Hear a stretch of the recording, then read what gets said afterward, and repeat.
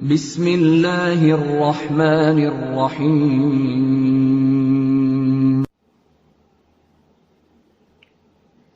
Bismillahirrahmanirrahim. Assalamu alaikum. Welcome back to PPSC and FPSC Math Center, and we are solving PPSC test 2017 of lecture art mathematics. आज की video बहुत ज़्यादा important है, most important video है, लाजमी देखिएगा और एंड तक देखिएगा। आपको मतलब इम्पोर्टेंट इस लिहाज से है कि इसके जो क्वेश्चंस हैं, और इस वीडियो में हम 2 ही क्वेश्चन करेंगे और 2 क्वेश्चन है मोस्ट कंफ्यूजिंग क्वेश्चन है। कंफ्यूजिंग इस तरह से कि हो सकता है कि वो हो सकता है कि है वो क्वेश्चंस में टाइपिंग मिस्टेक हो सकती है, क्योंकि ऐसे क्वेश्चन ऑप्शंस में कुछ है। और देखते हैं, चले एक क्वेश्चन नंबर 4 तो ऑलरेडी मैं करवा चुकी थी। अगेन इसको डिस्कस कर लेते हैं। कुछ व्यूअर्स को इसमें कन्फ्यूजन थी, वो भी कन्फ्यूजन भी दूर करते हैं। और चले हम डिस्कस करते हैं टाइम वेस्ट किए बगैर। क्वेश्चन नंबर 4 से हम स्टार्ट लेते हैं, ठीक है। PPSC lecture art mathematics test 2017 में जो हुआ था उसका क्वेश्चन नंबर 4 है। क्वेश्चन नंबर 4 देखें, जो क्वेश्चन पेपर में जो स्टेटमेंट आई थी ना, वो मैंने सेम टू सेम लिखी हुई है। वो क्या थी, वो इस तरह से की थी कि angle between the vectors A and B, हमारे पास ए एंड बी 2 वेक्टर्स है, उनके दरमियान जो एंगल है वो π/4 है। Then A cross B over A B is equal to, तो हमें इस एक्सप्रेशन की वैल्यू फाइंड करनी है किसके इक्वल है, ठीक है। अब ए एंड बी 2 वेक्टर्स हैं, ऊपर क्रॉस प्रोडक्ट दिए, नीचे डॉट भी नहीं है कुछ, मतलब ये सिंपली वेक्टर मल्टीप्लाई हो रहे हैं और नीचे वेक्टर का साइन भी नहीं है। अगर वेक्टर साइन होता तो हम फिर नीचे हो सकता था कि डॉट लगा के इनका स्केलर प्रोडक्ट लेके इसको हल कर लेते, लेकिन अब डॉट भी नहीं है और उनका वेक्टर नोटेशन भी नहीं है। इसका मतलब फिर वेक्टर्स की ये मैग्नीट्यूड होगी, तभी तो वह वेक्टर नोटेशन भी नहीं लिखी, कुछ भी नहीं। तो इसको मैंने ऐसे सॉल्व ऑलरेडी मैं इस तरह, मतलब जो जैसे क्वेश्चन था उसको वैसे ही लेके मैं ऑलरेडी जो मैंने फर्स्ट वीडियो बनाई थी जिसमें फर्स्ट 7 क्वेश्चन करवाए थे, उसमें ये 4 क्वेश्चन भी था फर्स्ट 7 क्वेश्चन वाली वीडियो में। वो उस वीडियो आपको प्ले लिस्ट में मिल जाएगी या फिर इस वीडियो की डिस्क्रिप्शन में उसका भी लिंक मैं डाल दूंगी, देख लेना, ठीक है। अब मैं इसको क्वेश्चन को ऑलरेडी करवा चुकी हूँ, लेकिन कुछ स्टूडेंट्स या कुछ व्यूअर्स कह रहे हैं कि इस ए एंड बी के दरमियान डॉट लें, हो सकता है डॉट हो या होल मोड हो, ठीक है। उसको भी देख लेते हैं कि इस तरह जिस तरह वो कह रहे हैं कि लेते हैं तो फिर कौन सा राइट ऑप्शन बनता है। देखिए, अगर मैं करूं A cross B over A B है, मैंने इस क्वेश्चन को करवाया था कि ए क्रॉस बी 2 वेक्टर्स का जो होता है वेक्टर प्रोडक्ट इक्वल होता है magnitude of A vector into magnitude of B vector into sine of theta into N unit vector, ठीक है। इनकी जो मैग्नीट्यूड होगी वो 1 हो जाएगी, because N is the unit vector है, तो फिर इसकी जो मैग्नीट्यूड होगी इज इक्वल टू 1 होगी, as n is unit vector.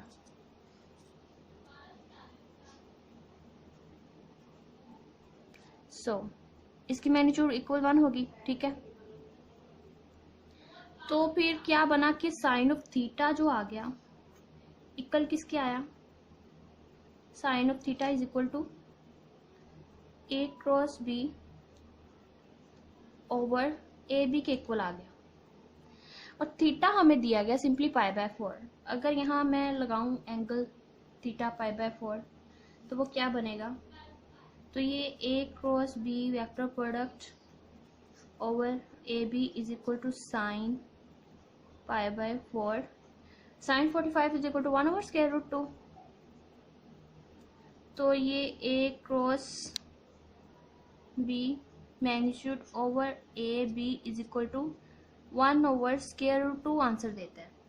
इसका मतलब अगर हम वेक्टर नोटेशन भी नहीं दी, डॉट भी नहीं उन्होंने लगाया, ऊपर ही वेक्टर नोटेशन है, फिर यहाँ इसका मोड अगर है तो फिर इसका ऑप्शन बनता है 1 ओवर स्क्वायर रूट 2। इसका मतलब फिर स्टेटमेंट में ऊपर मोड लाजमी होना चाहिए था, तभी इसकी वैल्यू निकलती है। और अदरवाइज तो ये कुछ मतलब मीनिंगलेस ही बात होगी कि ए क्रॉस बी है, तो उसमें फिर एन यूनिट वेक्टर कहाँ जाएगा। अगर हम सिंपली ए क्रॉस बी लेके चले तो एन यूनिट वेक्टर आएगा, और ऑप्शंस में तो ऐसी कोई बात नहीं है। या तो फिर इसका एन यूनिट वेक्टर भी साथ लिखें, ऑप्शंस में वो भी दें, अगर नहीं है तो फिर ऑब्वियसली फिर इसका मोड लेना पड़ेगा, तब ये इसका आंसर निकलेगा A cross B over A B sine 1/√2 निकलेगा, ठीक है।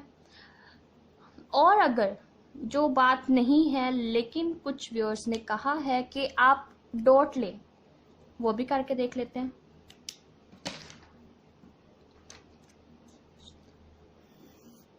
अगर मैं a cross b over a dot b लूँ, a क्रॉस b किसके इक्वल आएगा? किस कैंसल आउट कर देंगे एक दूसरे को, ठीक है। मैग्नीट्यूड वैल्यूज ही हैं, एक दूसरे को कैंसल आउट कर देंगे। Simple A B over A B तो कैंसिल हो जाएंगे। Sine theta over cos theta, tan theta तो आ जाएगा। लेकिन अब यूनिट वेक्टर की बात है, इसका मतलब फिर ऊपर मोड तो आना लेना पड़ेगा। अगर ऊपर मोड वैल्यू बी लें, A dot B vectors is equal to, फिर इसकी मैग्नीट्यूड 1 हो जाएगी, इसकी मैग्नीट्यूड 1, और फिर ये sine theta over cos theta which is tan theta and theta is π/4, tan theta and tan π/4 which is equal to 1045 is 1। So A cross B over A dot B is equal to 1 आता है। ये options में तो ये भी 1 भी है। तो क्योंकि ये इतने क्लोज दिए हुए हैं कि दरमियान में अगर हम डॉट कंसिडर भी करें तो इतनी स्पेस नहीं है कि वो डॉट आए। ये इतने क्लोज मतलब क्वेश्चन में दिए हुए हैं, तो अब डॉट नहीं हो सकता। मतलब ये अब जो स्टूडेंट कंसिडर कर रहे हैं तो ये चीज़ तो नहीं बनती। अगर ये क्वेश्चन मैं लेके चलूँ ए क्रॉस बी, तो बस सिंपली ये टाइपिंग मिस्टेक हो सकती है कि ऊपर सिर्फ मोड वो लगाना भूल गए। मोड अगर लगा दिया जाए तो वो 1/√2 वैल्यू बनती है, डॉट प्रोडक्ट नहीं है, क्वेश्चन में नज़र भी नहीं आ रहा। अगर आप खुद से सपोज भी कर ले कि वो भी टाइपिंग मिस्टेक, डॉट भी टाइपिंग मिस्टेक में ले जाते हैं, तो फिर ये आंसर 1 बनता है।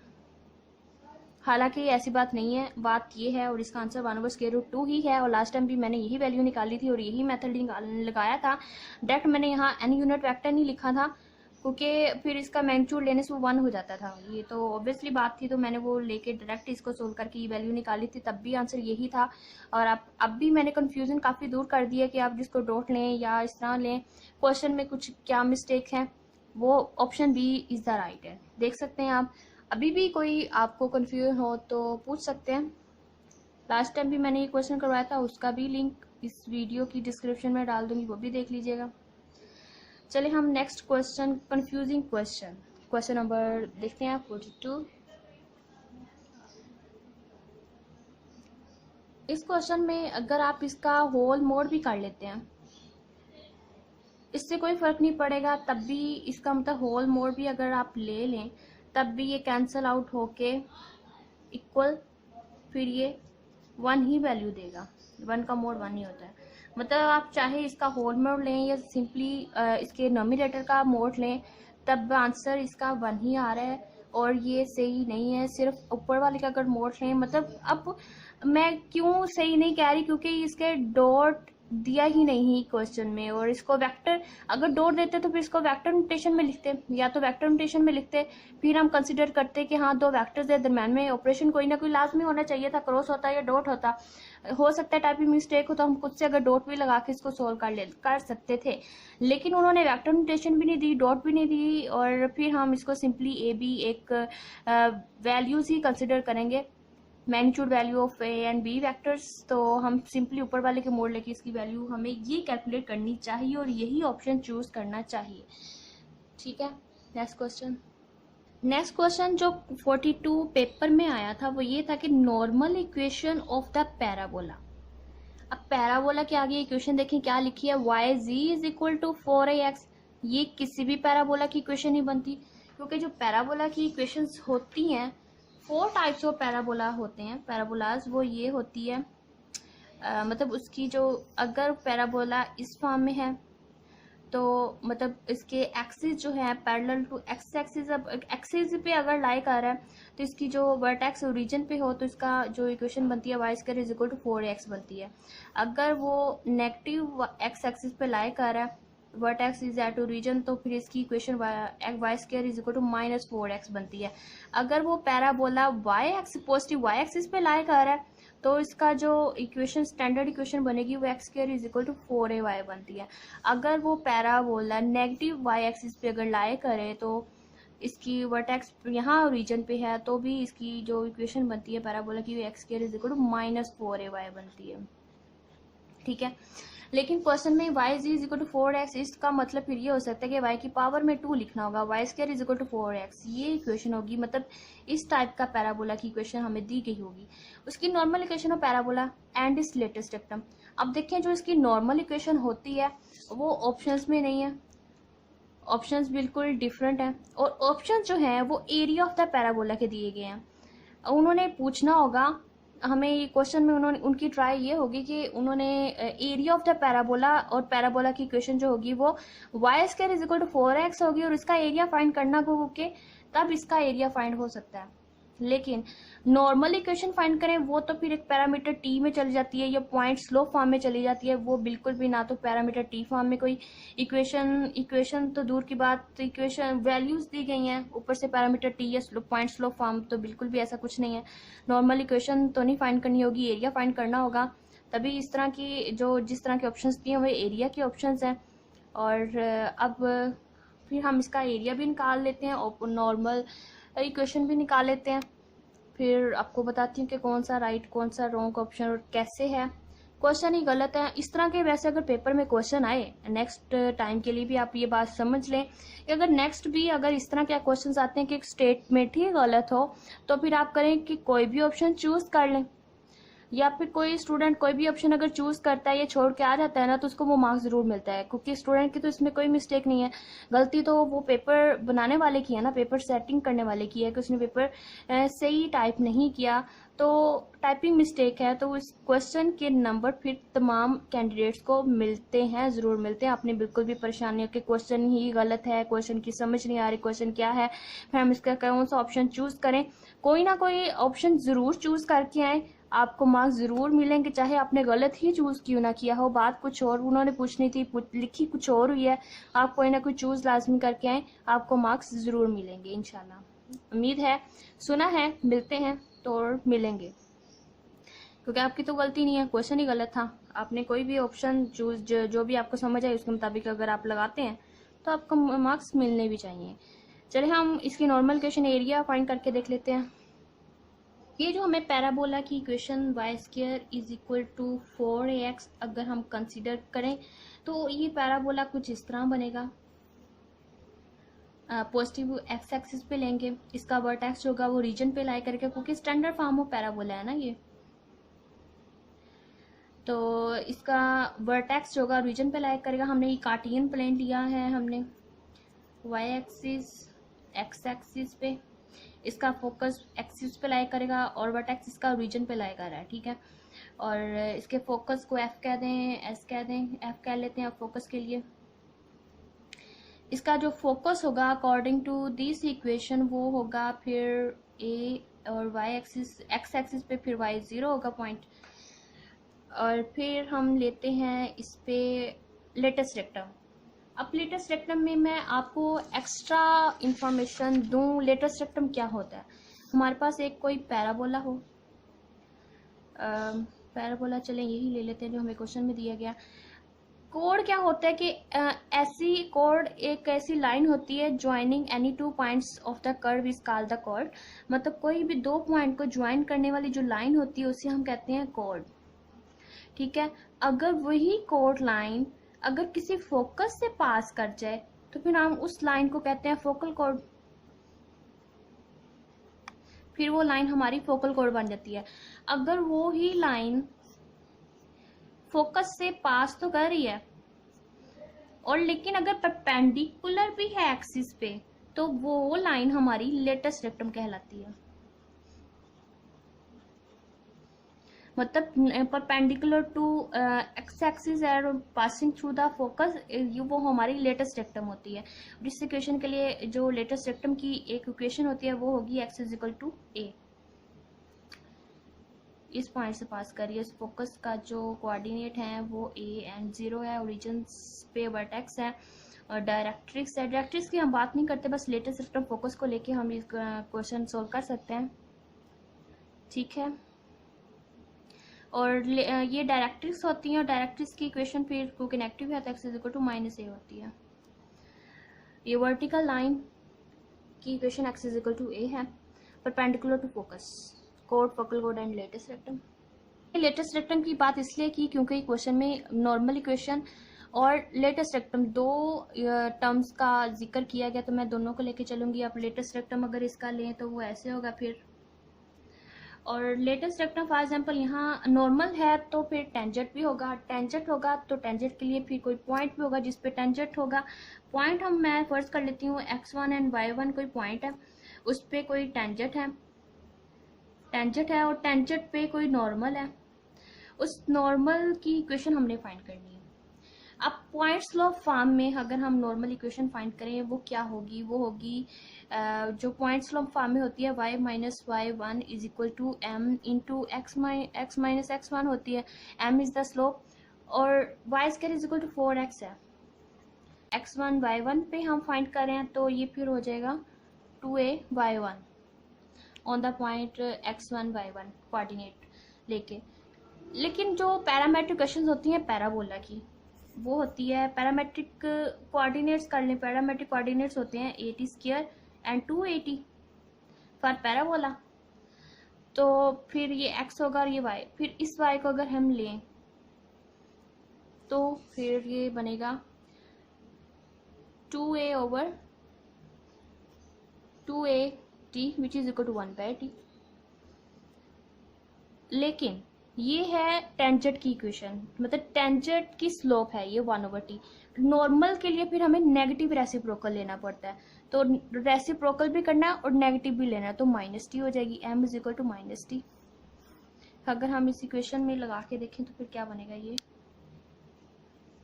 y माइनस y1, y अब हमारा x1 ये है और y1 ये पॉइंट है, इसकी पैरामेट्रिक कोऑर्डिनेट्स हम लें तो फिर ये y minus point slope form में नॉर्मल इक्वेशन क्या बनेगी, y minus 2at is equal to slope इसकी negative t and x minus 80 square. Parametric coordinates को लेके चले तो y is equal to y, चलिए कर लेते हैं, minus tx plus 80 cube and plus 280, ये इधर आके प्लस हो गया। अब t जो है, अब यहाँ पैरामेट्रिक t में जो नॉर्मल इक्वेशन बनती है वो ये बनती है।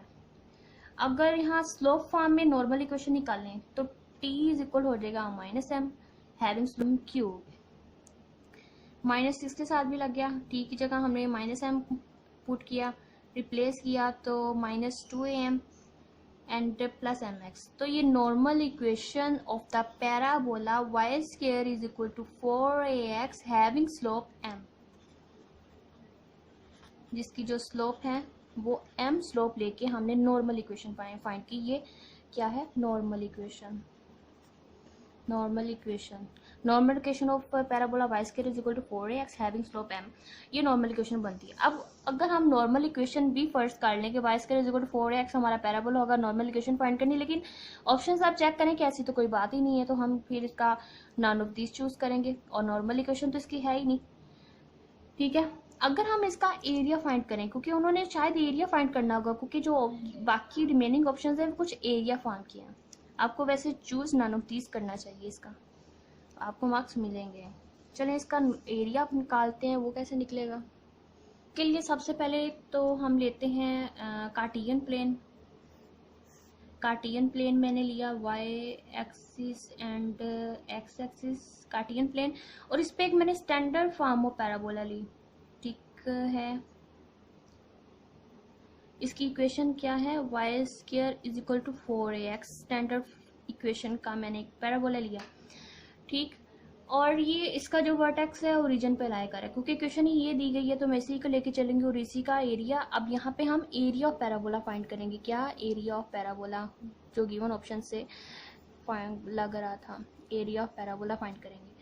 और इसका जो फोकस होगा, फोकस के लिए सपोज कर लें वो s इसके फोकस है, और इसके जो फोकस के अकॉर्डिंग टू दिस पैराबोला जो इसके डिस्टेंस होगा फ्रॉम ओरिजिन से वो होगा a एंड 0 इसका फोकल के कोऑर्डिनेट्स हो गए। और इस पे जो लेटेस्ट रेक्टम होगा उसके फिर क्या, इसकी वैसे लेटेस्ट रेक्टम की इक्वेशन होगी x इज इक्वल टू ए, ठीक है, क्योंकि इस पॉइंट से पास कर रही है। x इज इक्वल टू ए पे इसकी इक्वेशन ऑफ लेटेस्ट रेक्टम है, बट हमने इस ये पॉइंट के कोऑर्डिनेट लेने के लेटेस्ट रेक्टम जहाँ पैराबोला के कर्व को टच करे, तो ये पॉइंट क्या है, उसके लिए हम फिर x is equal to a इस पैराबोला में देखें तो y square is equal to 4a into a is equal to 4 y square is equal to 4a square, then this implies that y is equal to plus minus 2a।